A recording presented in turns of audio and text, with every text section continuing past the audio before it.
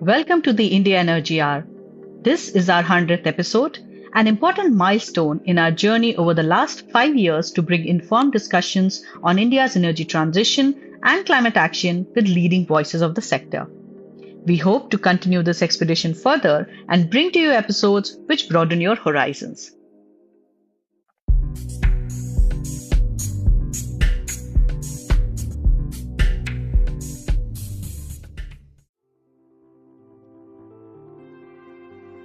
Energy transition of India, like any other country in the world, is currently marred with wars, energy map reset, and new challenges of AI and climate financing. Every nation is back on the drawing board to plan their energy future and climate action in a warming, conflicting world. As the India Energy Hour enters the Century Club, informed conversations tracking the transition, especially of the global south, led by India, become more important than ever. To get an overview of how far India has come in its transition journey, the lessons that have been learned along the way, and what lies ahead, we hosted a guest who has seen the inside and outside of policy making and its real world implementation. From working in the IT sector to the corridors of the parliament, from India's Federal Ministry of Finance to civil aviation, and now in the global climate finance universe, Jayant Sinha has donned several hats. He is currently President Everstone Group and visiting professor in practice, London School of Economics. He is the former Minister of State for Finance and Civil Aviation, Government of India, and was also chairperson of the Standing Committee on Finance, Parliament of India. Sinha is also a prolific writer, and his columns on green finance, transition modeling, and AI have appeared in leading mainstream publications and research organizations.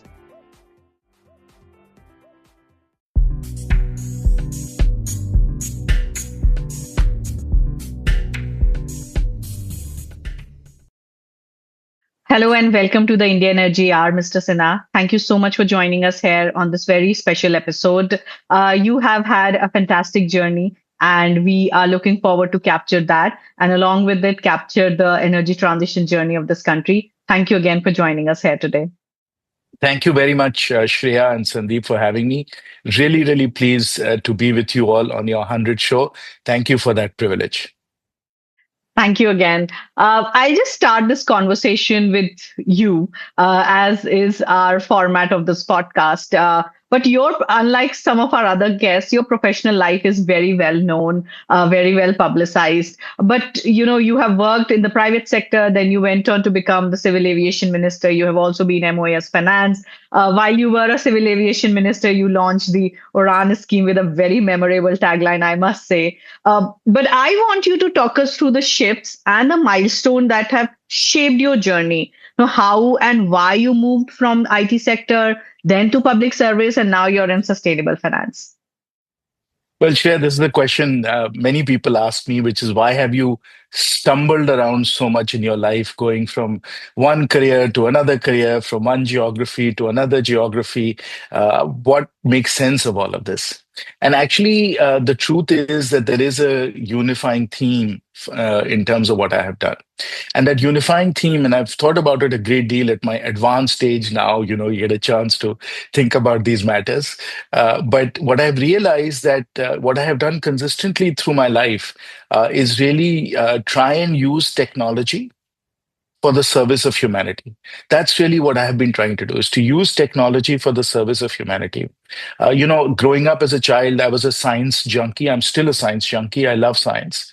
Of course, I've been trained as an engineer at IIT Delhi, where, I was surrounded by super smart, very, scientifically oriented, technology oriented people. And again, the interest that I had in science and technology deepened much further. Then I got a degree in operations research at the University of Pennsylvania. And then after business school, when I joined McKinsey, first in Boston and then much later in India, virtually all the work I did, Shreya, was in the technology sector. So I co-authored two of the NASSCOM McKinsey reports, for example. I worked with some of the world's leading technology companies during the internet takeoff, during the dot-com boom and bust. So all the work I was doing during this time was technology. And technology, of course, has gone through many different waves and very exciting developments. And as I often used to say, that technology, as far as as business is concerned, is extreme business because everything changes in 5 or 10 years. So you have to rethink your strategy, you have to rethink your organization, and so on. And that, of course, led me eventually to become an investor in the tech sector as well, both as a venture capitalist and as a hedge fund investor. And so I was a technology investor. Of course, when I came into public life, I got an opportunity to go much deeper in another subject, which is finance.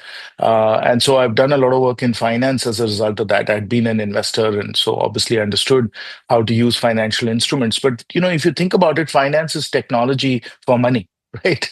So finance is technology for money. And again, if you can combine finance and technology, you can do all kinds of very interesting things. And that's what I'm doing right now. Now, even as I was doing technology in the service of humanity, you have to understand that energy, which is the other big passion I have, is also technology, right?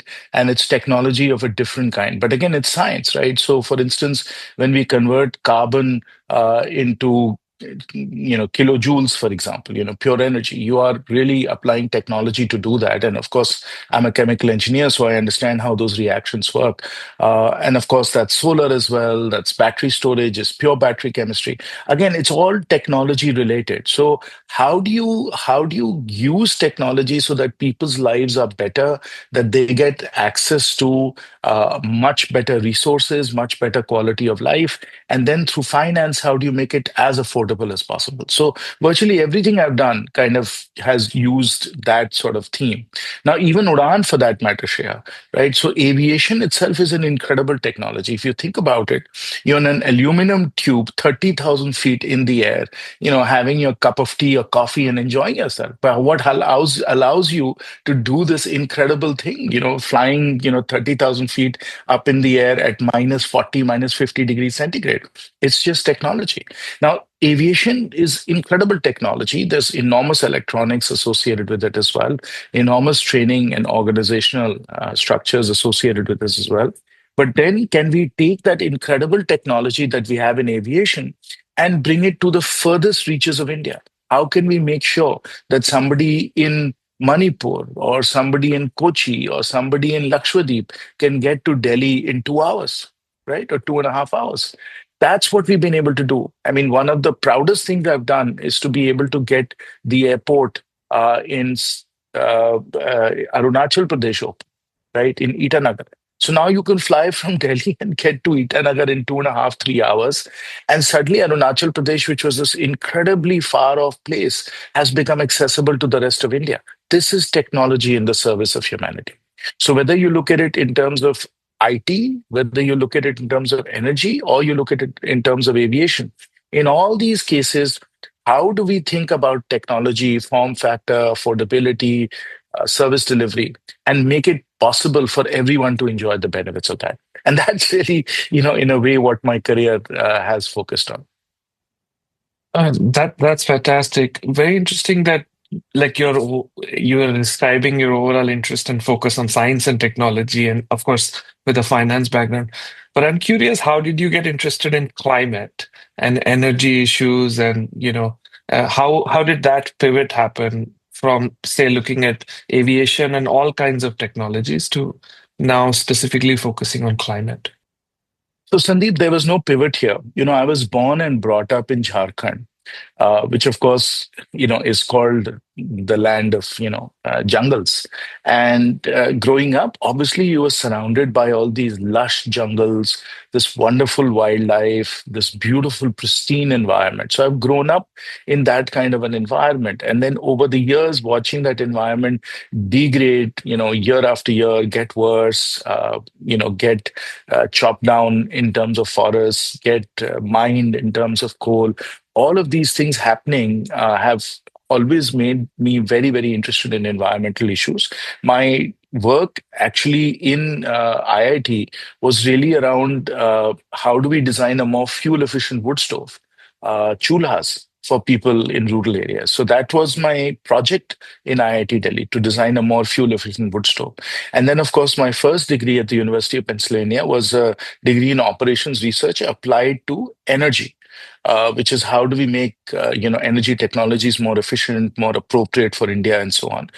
So I've always been very interested in the areas of energy and environment, and obviously have continued to work on that. And increasingly, what happened was that in public life, I realized that one of the biggest challenges India was facing was actually dealing with climate change, right? And of course, not at the level of just deforestation in Jharkhand, but at a level which was a national level, which was affecting all of us in India.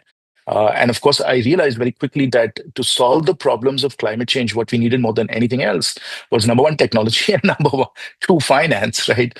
So if we have this very big problem that's affecting all of us, and it's going to be very important for us to be able to address that, unless we use technology like solar, like battery storage, like grid upgradation, and at the same time apply long-term capital solutions to it, we are not going to be able to deal with the climate change problem. So this was one situation where I felt everything I had done kind of brought me to the point where I needed to work on climate change. And of course, a very important element of climate change is transitioning away from fossil fuels. And guess what? Some of the largest amounts of coal are produced in Hazaribagh, which is my hometown and my constituency. So Hazaribagh, which is very dependent on coal, if we could not do a just transition in Hazaribagh and get Hazaribagh ready for a future without coal 30 or 40 years from now, how else could we solve these problems? So, as they famously say, I wasn't looking for trouble. Trouble was looking for me, right? So climate change was looking for me. I wasn't necessarily looking for climate change. No, absolutely well put. I'll now steer into the direction a bit on India's net zero plans. You floated a private member bill on net zero much before an official plan came in, but we're kind of taking baby steps towards net zero. We have this big mitigation plan under various missions, solar mission being one of the biggest one. Though the target year is very, very far, the economic development of this country would need to factor in sustainable growth. What are your thoughts on the overall plan, and do you think the steps that the country is taking is in the right direction? So, Shreya, you raised some of the most important issues that we are confronting as a country. We know that global warming is accelerating, that we've already, compared to the pre-industrial era, that is before 1850, have already warmed the planet by about 1.2, 1.3 degrees centigrade. These are all UN numbers that I'm giving you, which represent the best scientific consensus right now.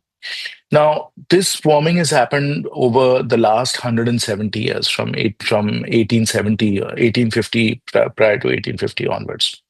And in that time, we warmed 1.2 degrees centigrade. Now, the problem is from here on, from 2026 onwards, till about 2100, the expectation is that we are going to go from about 1.2, 1.3 degrees of warming to about 2.6 to 2.8 degrees of warming. That means 1.6 degrees centigrade in the next 70 years or so. So in the last 170 years, we went 1.2 degrees. In the next 70 years, we're going to do another 1.6 degrees. So again, as an engineer, it's the derivative that is of great interest to me, right? Which means that the rate of warming has doubled. So all the changes that we are seeing right now, those changes will come twice as fast now going forward because global warming is accelerating. And frankly, the problem is there's very little we can do about it because we've already put that carbon into the atmosphere and we'll keep on putting carbon into the atmosphere, right? So we are in a situation where we are going to see very significant, very fast global warming, which means it's going to get warmer consistently.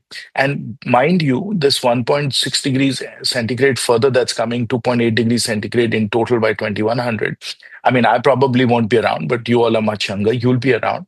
So when this happens, this represents global average mean temperature. So when we say 2.8 degrees centigrade global warming, we're saying global average mean temperatures. Now, two-thirds of the planet is water. One-third is land. So what does this mean for land temperatures? Means significantly more than 2.8 degrees centigrade. What does this mean for maximum temperatures? Means even more. So a very practical way to think about it is right now, Delhi consistently hits max temperatures of 46, 47, 48 in the summer. We could very well be in a situation 20 or 30 years from now when we are at 52, 53, 54 max temperature. That's where we are headed. Now, in addition to that, please recognize that as it gets warmer, the atmosphere can hold more water because, obviously, when you're hotter, you hold more water in the atmosphere, which means humidity is going to go up. So, not only are you going to see warmer days and, importantly, warmer nights, you're also going to see much more humid days and nights. And that means that we are going to have these very, very, uh, sort of damaging and painful heat waves that may continue for long periods of times with high heat and humidity. So we could consistently have temperatures over 40, 45 degrees centigrade for 100 days at a stretch. Now, you can't live without air conditioning when it's that hot and humid, right? Now, how many people in India have air conditioning? Only about 8%. So, what happens over the next 20 or 30 years as it gets warmer, more humid, and the nights get warmer, and people don't have air conditioning? I mean, the public health consequences of this, the discomfort and productivity impact of this is incredible. Now, we're just talking about warming. Now, we can come to extreme weather. We've had storms in UP recently that have killed a lot of people. We've had extreme flooding. We've had glacial melting. We'll have coastal sea level rise. All of these are triggered by climate change, by global warming. So, this is a set of problems that's coming at us really, really quickly. And because it is abstract and it is a little bit in the future, people relate to weather, they don't relate to climate because weather is what is happening day to day. आज बड़ी गर्मी है, कल बड़ा ठंडा था, हाँ, तूफान आ गया. These are things that are weather and they are real and are concrete, and so people relate to that. But the idea that climate is changing on a secular basis over a long period of time is the classic boiling frog problem, right? When you want to boil a frog, you boil it 1 degree at a time. This is literally a boiling frog problem, right? Except we are the frogs. So that is the challenge that is confronting us. And of course, all the research that has been done has shown that South Asia, which of course includes Bangladesh and Pakistan and India and Sri Lanka, is the worst affected region in the world because of this combination of heat, humidity, and population density. Right. So when you add it all together, you have the most people impacted by climate change in South Asia. So this is a set of problems that, any person with any scientific sort of approach to life is going to look at it and say, my God, this is inevitable. It's coming. Even though it seems abstract and far off, it's going to hit, it could hit us tomorrow. Tomorrow, there could be a tree that falls on your car because of a andhi in Delhi and destroys your car. It could happen tomorrow. Frankly, it just happened to my parents. They're in Noida, and just day before yesterday, they had a huge freak windstorm go through Noida. It was raining hard, there was a lot of wind, and a tree blew off from their neighbor's house and fell on their car and destroyed the car. Never happened before. Why? Because the wind speeds are going up because it's getting warmer, right? And so these are the kinds of things that are going to affect all of us. So to your point, this is a very serious set of issues that we are confronting. The good news is that we have solutions, whether it's for air conditioning, whether it's for generation of renewable energy, transitioning away from coal and so on. So the solutions are there. And even though 2070 again seems like a very remote, far off date, the reality is every day we are building infrastructure in India, and it's a question of trajectory, right? So if you get on one trajectory versus another trajectory, it becomes very difficult to change, which way you're going, right? If you set off at a very high speed in a car in a particular direction, it's very difficult to change direction later on. So the direction, the trajectory we are on, the vector that we are on is super important. And that vector is going to get set in the next 10 years or so, because either we are going to adopt these technologies at scale, or else we are not going to be adopt these technologies. We will become, because people will demand air conditioning, people will demand electricity. We already need significant amount of electricity for data centers and AI and those needs. And either we're going to build out renewables and solar, which we are, but we also have to build out the grid and so on, or people will demand the electricity and we will build coal-fired power plants. If we build more coal-fired power plants, all these problems get aggravated and become more and more difficult. So the decisive decade is now. The next 10 or 15 years is going to define the trajectory under which we are going to confront these problems, and whether these problems will be managed or they will not be managed. Will quality of life improve or deteriorate? This is going to be decided in the next 10 or 15 years. And as I have written extensively, the difference here is not technology, but capital. If we don't have enough capital going into these very important areas, we are not going to be able to bend the curve and be able to go in the right trajectory. So capital is the key. And of course, you mentioned the net zero bill. The reason I introduced the net zero bill because I obviously began thinking about these problems very seriously 8 or 10 years ago, and I realized that everybody said, "ये नहीं हो सकता है. We can't do this. ये नहीं हो पाएगा. कैसे करेंगे?" So I said, "ठीक है. Let me introduce a net zero bill and show you how you can, from a legislative and an administrative point of view, uh, actually enable India to move towards net zero much, much more quickly." And of course, what I did was I studied what people had done around the world. I distilled out of it what would work for India. And that's the net zero bill that I created as a proof of concept to show people that this could actually be done. And of course, it can be done. But unless we get the capital solutions to make this happen, it's not going to happen. And that is what I'm working on now. That's great. I was going to pivot to the capital question, which is really needed for any trajectory that India, if India wants to choose a very low carbon trajectory in the future. But it's not just the mitigation side. So you need capital on the mitigation side, to deploy renewables, need capital for adaptation, even perhaps loss and damage. And even you talked about just transition for states. So if we think about across all four buckets, then how, how is India doing in terms of, let's start with basics, and then we would love to get into a very innovative idea that you had floated in one of your papers about green banks.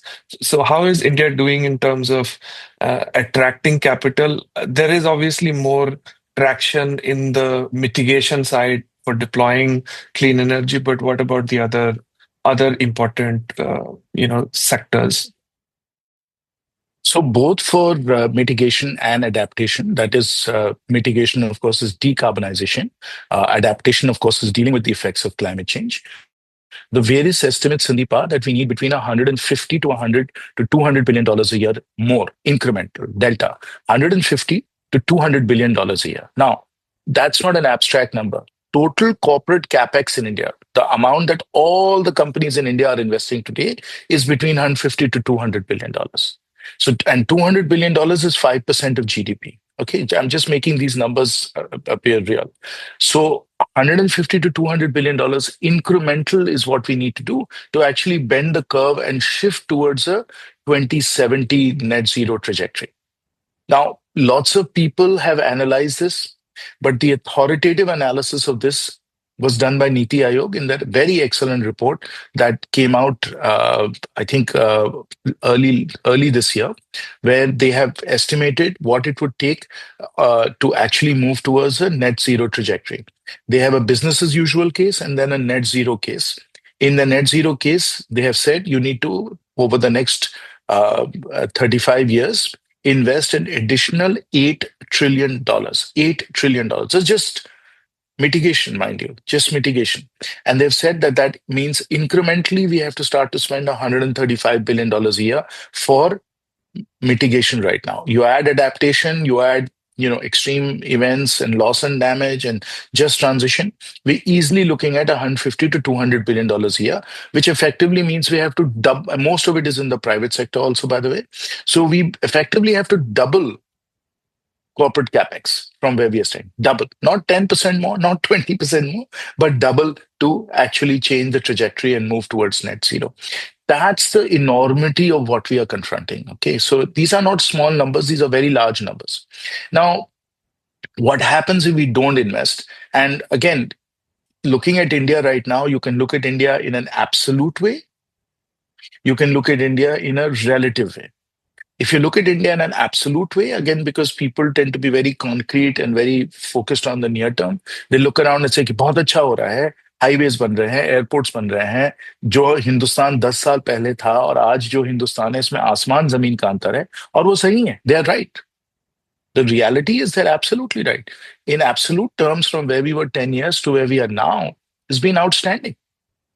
But that's not the challenge. The challenge is we have to look at it relative to what we have to achieve and relative to our peer economies like China and the US. So if you look at it relatively, because it's a race, it's a race. We're not talking an evening walk. This is this is really, 400-meter, 800-meter race. So it's not going to end in a sprint. You have to run for a little while, but it's a race that you have to run. And in the race, you have runners ahead of you, and they're very far ahead of you. So have we left the starting line and moved forward? Yes. But then you look at, your competition in front of you, and they're much further ahead, like China, which has effectively become an electro state, right? While we are still a petro state. So we have done really well on absolute basis, but if you're looking at it on a relative basis, we have a very long way to go to catch up with the global leaders. That's the challenge that we face right now. And if you compare us to China, if you look at China and look at China's investment rate, when they were at about $4 trillion GDP and about our level of GDP per capita, they were investing 40 to 43% of GDP. We are investing 30 to 32%. So they're investing at that point 10% more of GDP, $400 billion more than we are investing right now. So they massively invested, and it was largely domestic capital, not global capital, that drove that investment. So they, because of the way that they work in terms of being able to direct domestic savings to the sectors that they're interested in, it's very much a command and control economy, which ours is not. But they were able to massively increase investments into these kinds of areas and rapidly change the trajectory and go through an energy transition. We have to do the same thing. We are kind of at the same stage that they were at in 2007, 2008. And if we don't follow the path that they followed, which is massive domestic investment in these transformational technologies, then it'll be very difficult for us in this global economic race to catch up. Now, if we don't do that, of course, we have consequences. Yeah. Very interesting. So I was reading one of your papers that you had published a couple of years back in the Observer Research Foundation as an issue brief. And it was a very interesting and provocative idea about setting up a green bank for Global South climate finance. And you really very nicely pointed out why MDBs, like multi-development banks, are not able to manage the scale or of the finance that is needed. Has that idea, first of all, if you can explain very briefly to our audience, and we will link your paper from our show notes, but what is the idea, and has it got any policy traction, and can India be the first country to take a lead on setting up such a bank? So yes to all of that. And the good news is that Niti Aayog also did, as I said, a very detailed and very thorough study of various alternatives.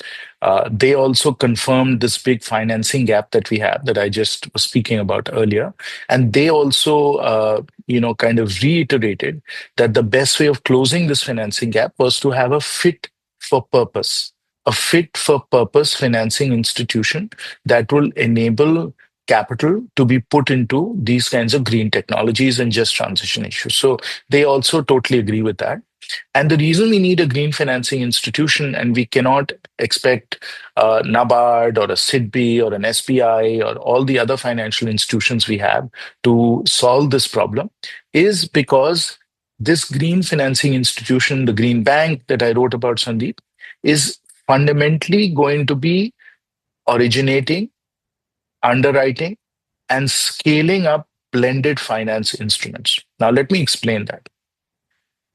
If everything was working properly, all the negative consequences of climate change were being priced in the markets, markets themselves would develop necessary instruments, returns themselves would be available. And so financing mechanisms and solutions would emerge spontaneously without any intervention by the government or without any public action at all. So markets can work under certain circumstances. We know, however, that when it comes to climate change, both mitigation and adaptation, that we have an immense market failure that we are dealing with. Okay, what is the market failure? We're not pricing the negative externality associated by pumping carbon into the atmosphere. Neither are we doing it, nor is the rest of the world doing it. Many economists have estimated the social cost of putting 1 kg of carbon into the atmosphere. They have estimated that it is between $200 to $300 per ton. $200 to $300 per ton is the cost of putting carbon into the atmosphere. What is the actual price of carbon on global carbon markets to the extent that they're traded? It's, $10 to $20 a ton.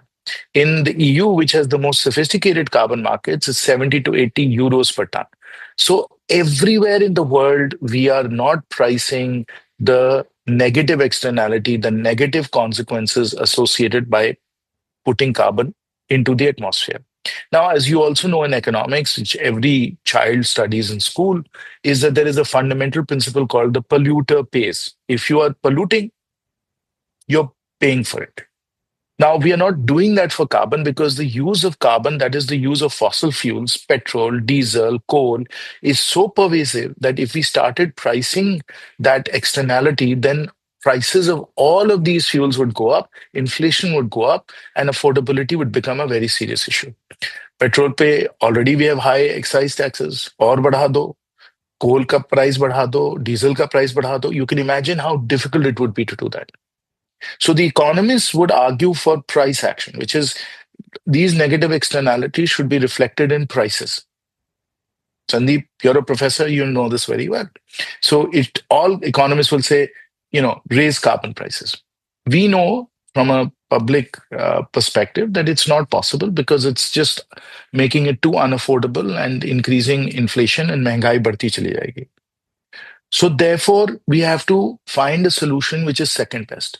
What is the second best solution? The second best solution is providing subsidies on the supply side, not increasing prices on the demand side. Which is the biggest subsidy that you can provide for the green transition, for net zero transformation? It's subsidizing the cost of capital. So long-winded way, I'm sorry, people may have lost my train of thought on this one, but what I'm saying is that we need blended finance where concessional capital is provided to commercial capital so that we bring down the cost of capital. That's the subsidy we have to provide so that we can attack this problem not from the demand side, but from the supply side. And that's why we need a green financing institution. And there's a range of very practical financial instruments that can be used to reduce the cost of capital. Now, please understand that for most renewables, capital is the fuel. What's the fuel for solar? There's no fuel. Sun is free. So the real issue there is capex. And the levelized cost of energy, which is, how much you're paying on a day-to-day basis for solar, is driven by two things: the cost of the solar panel, which is coming down, and the cost of your borrowings. So if I can reduce the cost of my borrowings, I can reduce the cost of solar, I can reduce capex, amortization, and therefore make it much more affordable. So I need a financing institution that can reduce the cost of capital by using blended finance instruments. That's why we need a green financing institution. SBI operates as a commercial capital provider. SIDBI operates as a commercial capital provider. NABARD operates as a commercial capital provider. They don't engage in blended finance. So fit for purpose. We need an institution focused on green technologies, which the green taxonomy identifies, and provides the blended finance, that is the subsidized finance, to enable us to be able to invest a lot. Oh, that's fascinating, and we love long-winded answers. Actually, it gives us a lot of ideas to prod you further. I'll ask you about all these innovative models such as blended finance, and you've also mentioned bond market in some of your writings. And I'd like you to connect it what India has been talking about on various global platform. The Indian government has been a huge votary of the fact that global green finance should come from the developed world to the developing countries, especially highly vulnerable global south nations. So, what is the formula there? And these innovative models, how do you put them into force into an idea like this, which, as you also said, polluter pays, and global south nations are a votary of that. How do you blend these two things? So, Shreya, you're forcing me to be long-winded because you're asking me these complicated, multi-part questions. Let me make it simple. So I'm a lady who wants to put a solar panel on her home in a village, right? Very simple. We can all understand that. Now, if she wants to put up that solar panel, it will cost her between 50,000 to 1 lakh rupees, and she'll get it on an EMI, and she'll pay, pick a number, 2,000, 3,000 rupees a month. How do we make it affordable for her? Instead of her paying 2 or 3,000 rupees a month, can we bring it down so she's paying only 1,000 rupees a month, or even making it free for her? That's what we have to solve for. Now, everything I was saying in my long-winded, elaborate way earlier boils down to helping that lady in a village. And let me explain to you how blended finance would work to make it simple for her. One, what we could do is that we could provide net metering. So the surplus power that she generates, it's fed back to her, and that is enabling her to generate income, monthly income, 1,000, 2,000, 3,000 rupees a month through net metering and through smart meters, so that she's earning some money through it. Then, second, if she's buying, let's say, a solar panel for 1 lakh rupees, by financing it at 3% or 2%, as opposed to 10 or 12%, her EMI drops down to, let's say, 1,000 a month. Now she's getting 1,000 a month, she's getting net metering of 2,000 a month. Suddenly she's surplus 1,000 rupees as opposed to being negative 2 or 3,000 rupees. This is how the instruments of blended finance coupled with good policy intervention can enable solar rooftops to really take off. Now, the government, of course, has also launched this scheme through the PM Surya Ghar Abhiyan, which is taking off. There, they've not provided an interest subsidy as much as they've provided a capital subsidy. Of course, I have debated with them and discussed with them. My own personal view is that it's better to provide an interest subvention than a capital subsidy, but that's effectively the way it's being subsidized. But this is a very concrete and simple example of how you can use blended finance to make it possible for solar rooftops to take off much faster. Okay. Another example of blended finance could be the provision of e-buses in our cities. Now, suppose I could go and the government would provide a 3 or 4% interest subvention for electric buses. Then the cost of the electric bus would come down dramatically, and we would be able to compete very easily with diesel buses. Now, as it so happens, electric buses are actually cheaper on a cost per passenger per kilometer basis than diesel buses are. However, the capital cost, the cost of a diesel bus is about 1.2, 1.3 crores, whereas the cost of a diesel bus is 60, 70 lakhs. So if we can reduce the cost of financing of that electric bus, then it becomes much more affordable than diesel, and people start implementing e-buses as opposed to diesel buses. And again, coming back to this idea of a relative race, you should know that in China, virtually all buses within cities are now electric buses. They don't have any diesel buses at all in their cities. So the cities have much cleaner air as a result of it, and their rides are much more affordable because it's cheaper. Why? Because the cost of capital in China is very much lower than it is in India. That enables you to afford the capex and do all of this. I'm giving you these as concrete examples: solar rooftops and electric buses, or you can even take EV two-wheelers, etc., as examples of how blended finance can work. Now, the question becomes: if you're going to provide this capital subsidy, where is that money going to come from? And that is the question you are asking. Should the global north pay for it or the global south pay for it? Now, on an equity basis, the global south has a very good argument, and I've made this at many, many conferences and events, that because the global north put that carbon into the atmosphere for hundreds of years, and today is emitting much more per capita than the global south, that the global north should provide us the concessional capital to be able to drive this blended finance. That is the argument, and I stand by that argument. My global north colleagues tell me no, that argument is not correct, because you are talking about a historical period where the solutions were so much more expensive that obviously they had to use fossil fuels. Today, their view is we have already committed to net zero by 2050. We are very quickly adopting these technologies. We're investing massive amounts in R&D. And we are very much going down the path of net zero with technologies today that are much cheaper. Therefore, it is in your interest to do that as well. So why should we give you capital? Do it. It's in your interest. And of course, I have a headline which says net zero is net positive. Net zero is net positive. So they are saying the same thing. They're saying it's actually better for you, whether you look at it in terms of affordability, in terms of energy security, or in terms of public health. From all of these perspectives, net zero is net positive. Net zero is net positive. You should invest it. Use your own domestic capital as concessional capital and drive adoption. That's their side of the argument. Now, obviously, it's not black or white. I think we've got to do both, which is Global North has to provide us concessional capital, and to an extent, they're doing so through the multilateral institutions. Is it at the scale and speed that's required? No. They need to at least 5x, if not 10x that. And should India do more? Yes. So both have to do more. That's the reality of it. But ultimately, as I said, to make it very simple and concrete, this is what's going to drive adoption of solar rooftops. This is what's going to drive adoption of e-buses. This is what's going to drive adoption of charging networks, two-wheelers, three-wheelers, four-wheelers, high efficiency air conditioning, all the things that are going to make your life, Shreya, and your life, Sandeep, much better. This is not abstract.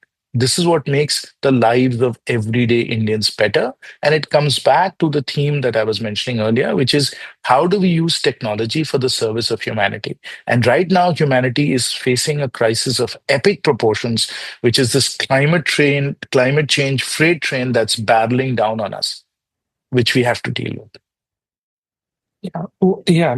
One interesting thing that is happening globally and in the United States, and it's also catching up in India, is really this advent of AI. And do you think the growth of AI and AI technologies and data centers that will complicate the energy transition because the overall demand will be high, so everybody will use everything. Even in US, we're seeing like coal is being used a little bit more compared to the last 2, 3 years because of AI. So one is the question really, will AI prolong the energy transition because the overall demand will, and second, will it divert the much needed finance that could have gone to the greener sectors, but now because maybe the benefits from AI, like the financial benefits for institutional investors, will be so high that they will divert capital, or I'm missing something here. Yes, to everything that you just said in your complicated multi-part question, Sandeep. So you're right. AI complicates this transformation dramatically. And if you take a step back and really think about India's economic development of Viksit Bharat, again, which I've written about extensively, we have to undertake three transformations at once. We have, of course, the energy transformation that I've just spoken about, which is to go to renewables. We have a people transformation because we have a demographic dividend that's coming at us and will, after 10 or 15 years, diminish because our working age population will start to decline. But we have, a growing working age population right now that has to be made much more productive, much more capable of being plugged into a 21st century economy. So we have a people transformation, and we have a digital or AI transformation as well. So people, energy, and digital. All three transformations are coming at us right now and will be coming at us over the next 10 or 15 years. And these are windows. And we spoke about the capital for the energy transformation, Sandeep, but the requirement for capital on the digital side and on the people side is also enormous, right? So again, remember that China was investing 10% more of GDP than we are when they undertook their digital transformation, the people transformation, and the energy transformation. So again, are we doing well? Yes, we are doing well. But how are we doing relative to China? How are we doing relative to the windows that are closing on us? Not so well. And that's where we have to pay attention. And again, we need a lot of capital. Now, because we have these three transformations coming at us at once, capital is in very short supply, right? So we have to invest 50, $100 billion a year on data centers and the electricity and the energy storage and everything else associated with data storage if we are going to be an AI native economy. Similarly, we have to invest in schools and colleges and universities because we need to train and equip our people as well, right? And today, I can tell you, China is spending twice as much per pupil in primary and secondary school, and thrice as much per pupil in university education, right? So how do we kind of invest more in education also at the same time? So all these are transformations that are required right now, and Capital is what's going to power each of these transformations. And yes, as we do the AI build out, there's going to be a lot of competition between capital required for energy transformation and digital transformation because of the scale of what's required in the AI world. And the two go hand in hand. Without the energy, you can't build gigawatt data centers. So we need both the energy and we need the data center and we need the capable people that are going to run all of this together. So that's the challenge that we are confronting right now. Another major disruption, and I think this can be one of our concluding points of threads, concluding thread for this discussion, is that the energy map of the world itself is under reset. So from the point of view of the developing economies, how do they plan their energy transition going forward? In a warming world, in a conflicting world, and there are so many variables now with AI coming in and countries at war on all sides of the world. So, not just from the point of view of India, but also global South, how do countries plan energy transition from here on onwards? That's another very complicated question, Shreya. So the answer, of course, boils down again to the same two factors, right? Which is capital and technology. And India, by the way, again, if you look at it relative to other countries in the global south, like Indonesia and Nigeria and South Africa, is actually doing quite well. Uh, of course, we are 1.5 billion people almost, and we are competing against China. So if we compare ourselves to China, we've got a long way to go. If we compare ourselves to Indonesia and South Africa and Nigeria, we're doing quite well. So the problems that India has are problems that the other global South countries have, even more acutely. And they need even more capital and even more technology. And if the world wants to be able to solve these problems for all of humanity, we have to support these countries and enable them to undertake the same kinds of transformations that India is undertaking, right? That's the biggest problem confronting the planet right now, which is how do we enable 6-7 billion people to be able to address these challenges, right? That really is what we have to find a solution for. And unless we can get capital to these countries and technology to these countries and develop the people, the capacity to be able to do that, it's going to be very, very difficult. And now you can adopt one of two approaches. One approach you can adopt is a fortress uh, country, right? So you can say fortress such country or fortress that country, and you say, I'm just going to basically insulate myself from the rest of the world. It's going to get hotter, more dangerous, more problematic. There'll be more desperate people.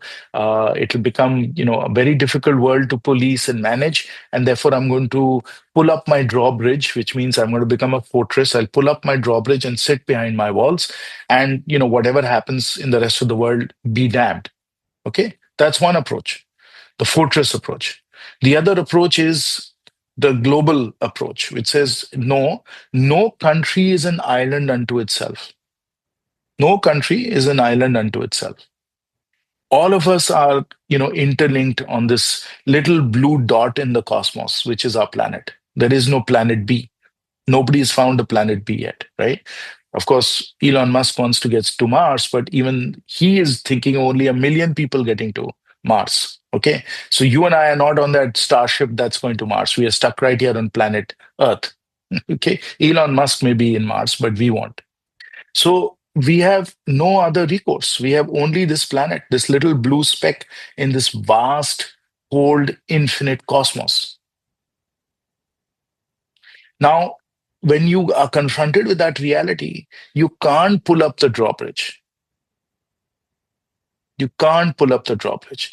Whether you look at it in a very practical sense of whether it's possible that climate change won't affect you, or some kind of zootopic virus will not affect you, or whether you say that migrant pressure will not affect you. If you think you can insulate yourself from all of that, particularly in the age of AI, where all kinds of non-state actors will have all kinds of things that they can do, and retreat into a fortress in your country, I'm not sure practically that that's possible. Certainly not for India. Is it also morally and ethically correct? I don't think it's morally or ethically correct to go into a world where everybody is just living in their fortresses. Now, Yuval Noah Harari has written very, very well on this issue, and if you can link to his article about people making their fortress countries, I think that would be a very good link for listeners to read. It was an essay that he wrote for the Financial Times. It's well worth reading. But we can't live in a fortress world. We have to live in an open world. And therefore, it's very important for us to work with our fellow countries, with fellow populations in a way that is, fundamentally what India has been known for, which is peaceful, non-violent, collaborative, Vishwamitra, as the Honorable Prime Minister says. And in this Vishwamitra approach, we have to bring people together so we can find solutions to these global problems, because there's just one little blue speck in this cold infinite cosmos, and that's what we are on right now. And we have to fix it.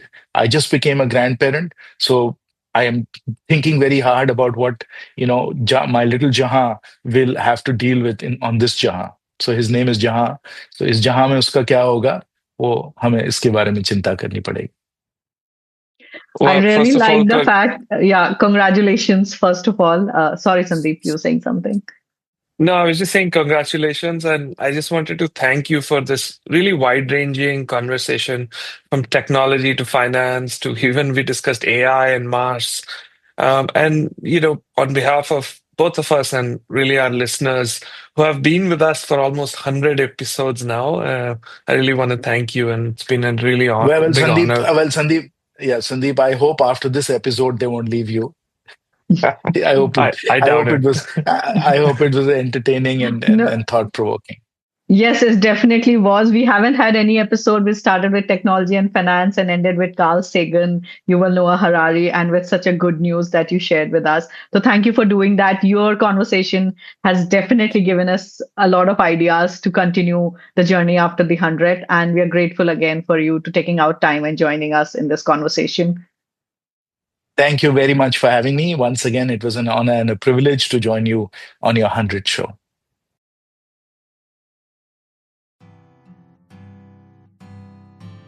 Thank you for listening to the India Energy Hour. We have hit a century and we are aiming for another. We're grateful to the 100 plus experts who have graced our podcast with their timeless insights. But none of this would have been possible without the support of our esteemed listeners. So a huge thanks to you. Stay tuned. This is just the beginning.